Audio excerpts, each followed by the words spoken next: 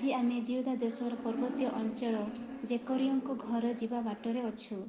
ଯେତେବେଳେ ମାରିୟାମ୍ ଦୂତଙ୍କଠାରୁ ଜାଣିଲେ ଯେ ତାଙ୍କ ସମ୍ପର୍କୀୟ ଏଲିସାବେଥ ତାଙ୍କ ବୃଦ୍ଧାବସ୍ଥାରେ ଗର୍ଭବତୀ ହୋଇ ଅଛନ୍ତି, ସେ ଶୀଘ୍ର ତାହାଙ୍କୁ ଭେଟିବାକୁ ବାହାରି ପଡ଼ିଲେ। ଏ ଯାତ୍ରା ସହଜ ନଥିଲା।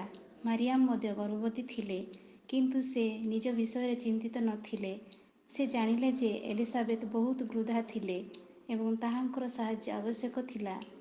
ସେ ଘରେ ପ୍ରବେଶ କରି ଏଲିସାବେଥଙ୍କୁ ଅଭିବାଦନ କରନ୍ତି। ତେଣୁ ସେଠାରେ ବହୁତ ଆଶ୍ଚର୍ଯ୍ୟଜନକ ଘଟଣା ଘଟିଲା। ତାଙ୍କ ଅଭିବାଦନ ଶବ୍ଦ ଶୁଣି ଏଲିସାବେଥଙ୍କ ଗର୍ଭରେ ଥିବା ଶିଶୁ ଆନନ୍ଦରେ ଉଛୁଳି ପଡ଼ିଲେ। ଏଲିସାବେଥ ପବିତ୍ର ଆତ୍ମାରେ ପରିପୂର୍ଣ୍ଣ ହେଲେ।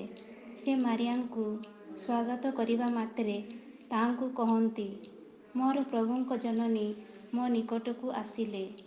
ସେମାନେ ପରସ୍ପର ମଧ୍ୟରେ ଆନନ୍ଦିତ ହେଲେ, ଈଶ୍ୱରଙ୍କୁ ମହିମା ଓ ଧନ୍ୟବାଦ ଜ୍ଞାପନ କଲେ।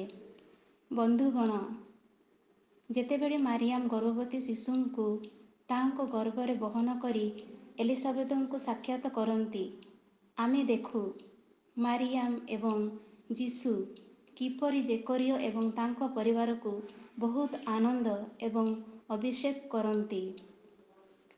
ଆମେ ଚାହୁଁ କି ମା ମାରିୟାମ୍ ମଧ୍ୟ ଆମ ପରିବାରକୁ ସାକ୍ଷାତ କରନ୍ତୁ। ହଁ, ପ୍ରତ୍ୟେକ ଥର ସେ ଆମକୁ ପରିଦର୍ଶନ କରନ୍ତି। ପ୍ରତିଦିନ ଆମେ ଏକତ୍ରିତ ହୋଇ ପରିବାରରେ ମାଳାଜପ କରିବା ବେଳେ ପ୍ରତ୍ୟେକ ଥର ସେ ଶିଶୁ ଯୀଶୁଙ୍କୁ ନେଇ ଆମ ପରିବାରକୁ ଆସନ୍ତି ଏବଂ ଆମେ ପରସ୍ପରକୁ ଯତ୍ନ ଓ ସାହାଯ୍ୟ କରିବା। ଯେପରି ମାରିୟାମ୍ ଏଲିସାବେଥଙ୍କୁ ଯତ୍ନ ନେଉଥିଲେ, ଆମେ ଆମ ପରିବାରରେ ମାରିୟାମ୍ ଏବଂ ଯୀଶୁଙ୍କୁ ସ୍ୱାଗତ କରିବା। ଯେତେବେଳେ ଆମେ ଆମ ଘରକୁ ସଜାଇଥାଉ ଏବଂ ଖ୍ରୀଷ୍ଟମାସ ପାଳନ କରିବା ପାଇଁ ନିକଟ ତଥା ଦୂରରୁ ଆସିଥାଉ, ଆସନ୍ତୁ ଆମର ସମସ୍ତ ପରିବାରକୁ ଆଶୀର୍ବାଦ ଦେବା ପାଇଁ ପ୍ରାର୍ଥନା କରିବା। ମାରିୟାମ୍ ଏବଂ ତାଙ୍କ ଛୋଟ ଶିଶୁ ଯୀଶୁ ଆମ ରାଜାଙ୍କୁ ସ୍ୱାଗତ କରିବା ପାଇଁ ଆମର ଘରର କବାଟ ଏବଂ ଆମ ହୃଦୟକୁ ଖୋଲା ରଖିବା। ଏହି ଖ୍ରୀଷ୍ଟମାସରେ ଆପଣଙ୍କର ପୁଅ ସହିତ ଆମର ନମ୍ର ଘରକୁ ଆସ। ଖ୍ରୀଷ୍ଟ ଶିଶୁ ଯୀଶୁ। ପ୍ରାର୍ଥନା।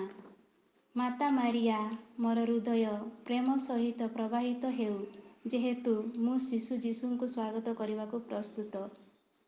ପଦ। ତୁମେ ନାରୀମାନଙ୍କ ମଧ୍ୟରେ ତୁମେ ଧନ୍ୟ ଏବଂ ତୁମର ଗର୍ଭଫଳ ଯୀଶୁ। ଲୁକ୍ ଲିଖିତ ସୁସମାଚାର ଅଧ୍ୟାୟ 1 ପଦ ସଂଖ୍ୟା 42। କାର୍ଯ୍ୟକଳାପ।